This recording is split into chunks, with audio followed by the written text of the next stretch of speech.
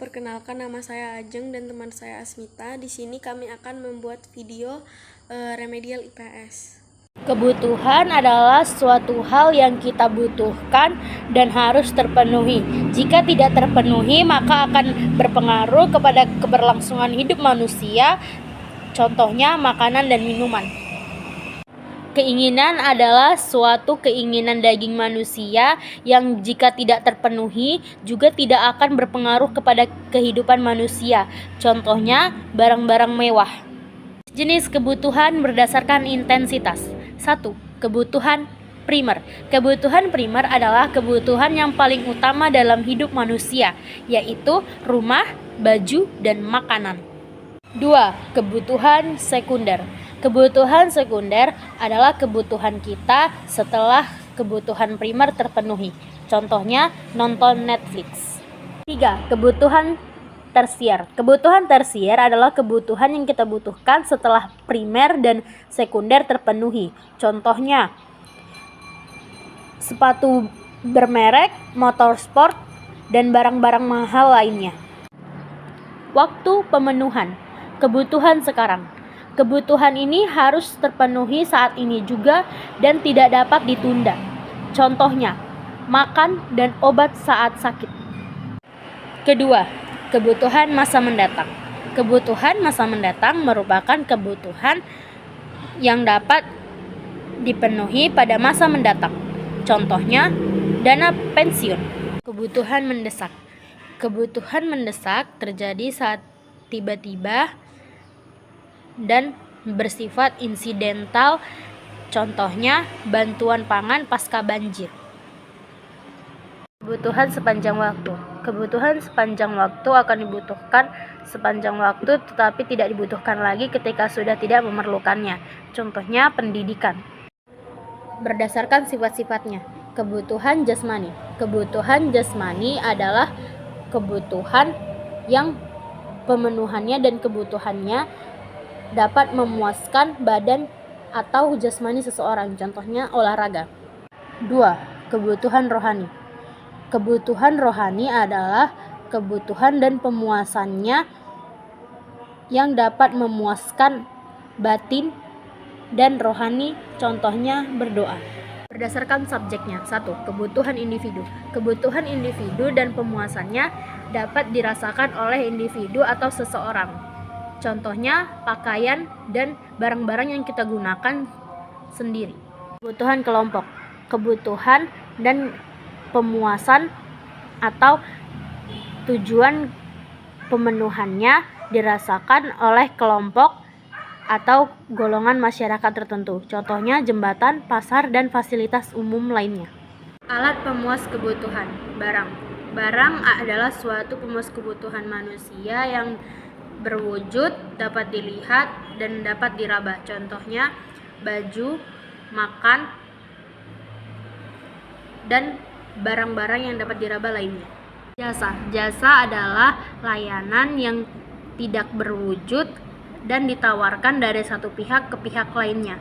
Contohnya ojek, kurir, dokter, dan lain-lain. Jenis-jenis alat pemuas kebutuhan. 1. Barang bebas. Barang bebas adalah barang yang jumlahnya banyak, bahkan tidak terbatas. Untuk mendapatkannya tidak membutuhkan pengorbanan. Contohnya sinar matahari. 2. Barang ekonomis. Barang ekonomis membutuhkan pengorbanan untuk mendapatkannya. Contohnya membeli baju. 3. Barang elit. Barang elit jumlahnya terbatas dan dibutuhkan. Barang ini jika banyak, dia akan membahayakan manusia. Contohnya api. Hubungan dengan barang lain. 1. Barang substitusi. Barang substitusi dapat menggantikan barang lain dengan syarat barang tersebut memiliki kegunaan yang sama. Contohnya beras dengan gandum. 2. Barang komplementer. Barang pemuas kebutuhan yang berfungsi sebagai pelengkap lainnya. Contohnya lampu dan listrik. Berdasarkan tujuan penggunaan, yang pertama ada barang produksi. Barang produksi adalah barang yang digunakan sebagai alat baku untuk menghasilkan barang lain. Contohnya adalah mesin jahit. Yang kedua adalah barang konsumsi, merupakan barang yang digunakan untuk memenuhi kebutuhan secara langsung. Contohnya adalah makanan. Berdasarkan proses pembuatan, yang pertama ada barang mentah. Barang mentah adalah barang yang harus diproduksi dan belum bisa dikonsumsi. Contohnya adalah kayu. Yang kedua, setengah jadi. Barang yang belum dapat digunakan dan masih proses produksi. Contohnya adalah tepung. Barang jadi, barang yang dapat digunakan untuk memenuhi kebutuhan manusia. Contohnya adalah tas. Selanjutnya, saya akan membahas tentang kelangkaan. Mengapa kelangkaan bisa terjadi? Yang pertama adalah peningkatan penduduk, yang kedua kerusakan ekosistem, yang ketiga potensi sumber daya alam yang beragam. Di daerah pertambangan akan susah mendapatkan hasil dari daerah pertanian, sedangkan di daerah pertanian akan susah mendapatkan dari hasil pertambangan. Yang keempat, perkembangan iptek yang tidak merata. Yang kelima, kecakapan sumber daya manusia. Selanjutnya adalah kegiatan ekonomi. Yang pertama itu ada produksi. Produksi adalah menghasilkan atau memproduksi. Produksi ada dua, yaitu produksi jasa dan produksi barang. Produksi jasa tidak dapat kita raba, namun kita bisa rasakan. Kalau produksi barang itu bisa kita rasakan, bisa kita raba. Faktor-faktor produksi, yang pertama ada sumber daya alam, yang kedua tenaga kerja, yang ketiga modal, yang keempat kewirausahaan atau skill. Yang kedua adalah distribusi. Distribusi adalah kegiatan menyalurkan barang atau jasa dari pihak produsen kepada pihak konsumen. Yang pertama ada distribusi langsung.